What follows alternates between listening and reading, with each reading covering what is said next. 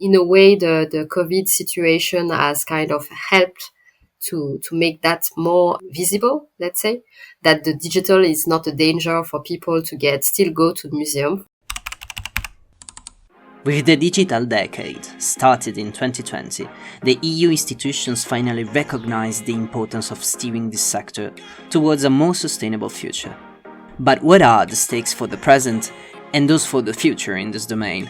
And what can Michael Cultural Association do as a European network? I am Marco, and you're listening to EUCropolis, the podcast produced by Michael Cultural Association. We delve into policies and projects affecting the cultural heritage sector in the European Union. Today we have a chat with Marie-Véronique Leroi, project manager at the French Ministry of Culture. She's also the link between the ministry and Michael Culture.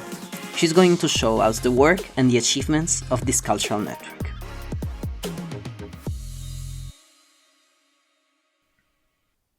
Before starting, just a heads up to our listeners. The name Michael Cultural Association is often shortened with MCA. Keep it in mind while you're listening to Marie-Véronique. Also, sometimes she uses technical terms. You will hear me intervening just to clarify what she's talking about. So, let's start. Hi, Marie-Véronique. Thank you for accepting the invitation to our podcast. So, let's begin. In your opinion, what is the added value of having a cultural network focused on the digitization of cultural heritage like MCA?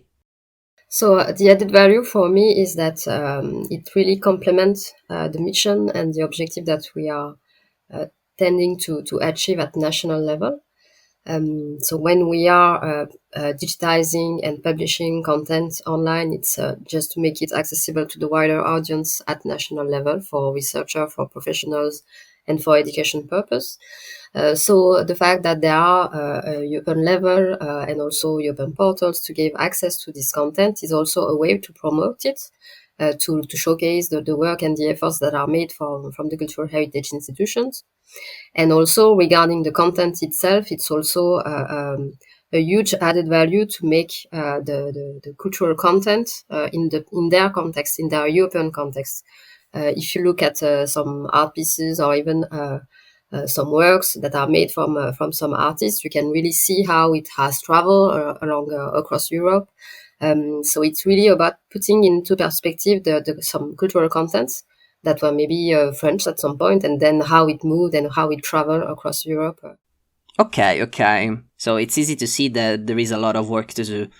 So in this perspective, what do you think are past and future stakes for MCA? So if I start from the past, it was a kind of challenge, and MCA was a kind of the first to let open the way to the digital cultural heritage in a way, because it was really about making the inventory of what is digital, what is not, also having a clear vision of what is relevant and what can be really made accessible to the wider audience. And then slowly there was a shift because there were many digital libraries coming up in the late 90s and also starting 2000 and in the year 2000, let's say. So many digital libraries making really some kind of specific access. So it was more like records, catalogs, let's say, of cultural content. And now, from the maybe last year, we are really moving towards a more data-oriented approach for digital heritage, because there is this understanding and there's this vision that what is digitized is not only useful for professionals. There is a use for students, for researchers, for even applications or sectors that are outside the cultural heritage sector itself, like tourism, education, research. And then there is this understanding that we need to move to a data-based approach. We need to be more to promote better our cultural heritage content. And I think the future really now it's to achieve this at all levels. In a way, the COVID situation has kind of helped to make that more visible, let's say, that the digital is not a danger for people to still go to the museum, for example. And now I think for the future, what is really at stake is the fact that we can still manage to get our own specificities, national ones, regional one even, but still having this and having the data circulating more easily and more, let's say, fluently, to be more agile on the way we are publishing our content, how we are working together also, because it's still museum working with museums and institution at national level working with institution at national level. So I think the fact that we are making so much effort and MCA as an aggregator is doing all of this as well. The aggregator's role is fundamental for the Europeana collection. They gather and check data from cultural heritage institutions and then make it accessible through Europeana platform. MCA is an aggregator for museum collections. And that we are ensuring the capacity building of cultural heritage institutions. At the end, one of the outcome of it in the near future would be that it will facilitate the cooperation between institutions across the borders. I see. We've been talking about the challenges for the future, and we cannot help but talking about environmental sustainability. With the start of the digital decade announced by the European Commission, the risks for the environment brought by the digital dimension are rising, of course. So, can you tell us what MCA is doing in this domain? Yeah, I think that in a way, the digital decade was also a kind of way to tackle this, because, as I said before, there was a kind of blooming of digital libraries in the past decades, let's say, because it was necessary to be there, and then even to be there twice or thrice. So now there is this kind of need also to be more responsible also digitally. I think aggregators and also have a role to play to when in their actions toward capacity building, to make the institution aware of how they have to publish there, how to be responsible also in the way they are producing their content.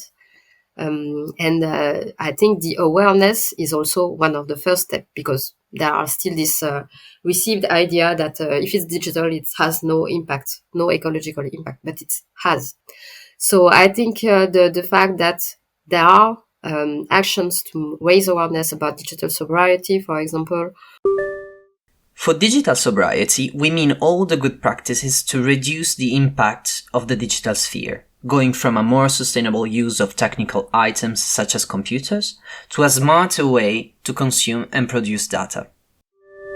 Or that even on the project that are led, facilitate the interoperability, avoiding duplication of content. This is pretty basic, but these are still ways of ensuring or reaching out to digital sobriety. What do you think are the main projects, the most representative projects for the MCA work? I can make mention of two that are maybe a kind of good example of the action that MCA is taking. For example, MCA participated in a project related to Europeana as an aggregator, because MCA is the museum aggregator. So there was this project, Crowd Heritage, which was about building a crowdsourcing platform. Crowdsourcing is when entities creating a project or facing a problem ask outside their organization ideas, opinions, and materials to help them out. Based on the content from Europeana.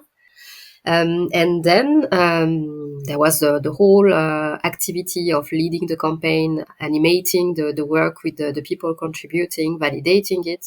So really the role of, let's say, an aggregator regarding its content, but also having reaching out to other communities of professionals, schools, and education, and so on. So it was a kind of good example, because MCA is really at the borders, let's say, of the school, the education communities, and also the cultural heritage professionals. So it's kind of good example. And then the platform that was used in the framework of this project, for example, was used in the context of the Erasmus Plus project, which was Crowd School. And then still in the perspective of using cultural heritage material for education, then there was the reuse of it, but in a completely different context, let's say, more digital cultural heritage focused, but really more on what the schools can make of it. So I think it's kind of a good example of showing what are the values of MCA. There is also a lot of work that they are doing in the context of illicit traffic, for example. Here, Marie-Véronique is talking about illicit trafficking of cultural goods. By that, we mean when ancient artifacts or cultural property concerning history, literature, or art are illegally looted or sold. It's one of the fields in which MCA is more involved, with numerous projects, such as Nature and Picture. So these are really examples that it doesn't make any sense to make silos, let's say. We are speaking about cultural heritage. Cultural heritage, by definition, it's pluridisciplinary. And MCAs within all this action, it really shows that. The MEMEX project is one of the biggest projects in which MCA is in. So what do you think are the best shortcomings of this project? Yeah, so MEMEX maybe is also one interesting project because it really brings physical space together with the digital space and also with personal experiences. So I think it crosses many levels that are quite interesting because, as I said, digital stays with digital, physical with physical, and so on. So the MEMEX project has the benefit of making all this work together in a way. So how is the project structured? There are 3 pilots and then the development of a prototype for a smartphone app. So the idea of MEMEX is based on 3 main cities. To have identified places where people can share some experience, testimonies about how they feel about these places, and all gather in an app, a smartphone app. So with the geolocalization information, and also you can have basic information providing from some databases like Europeana or other cultural heritage databases to get the cultural information, let's say heritage information, but also personal testimonies on the places. It connects with also the personal experience because we tend to forget the user in the end, let's say, because it still stay very much focused on the professional use, and now it's really also to get the personal point of view of people using or traveling to places, and also how they receive the cultural heritage information on that. I hope we can find a way to maybe make this available or make it more interoperable with the existing initiative because it's really relevant. You've been listening to EUCropolis by Michael Cultural Association. The podcast is designed and edited by Marco Fiore. You can find the links of the sources and the audios in the description of the episode. For any comment or question, you can write to marco.fiore@michael-culture.eu. Thank you for listening, and a special thank to Marie-Véronique for her precious time. See you in the next episode of EUCropolis.